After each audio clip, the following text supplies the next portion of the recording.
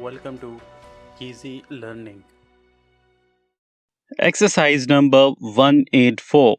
The various political parties in this country are represented in almost every district by local clubs where party questions are discussed and all matters affecting the welfare of the different parties receive considerable attention.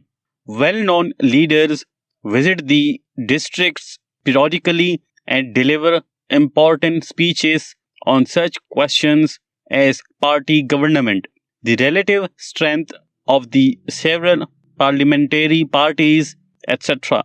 The rivalry between the political parties serves to maintain a high standard of excellence among them all.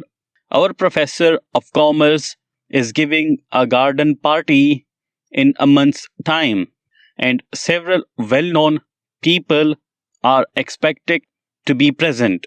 There will be Professor Morgan, our professor of chemistry, Professor Jackson, our professor of music, a famous chancery judge, Colonel Jackson, and Colonel Anderson, prominent members of the Conservative Party, and Major Jones, the prospective candidate of the Liberal Party. Full stop.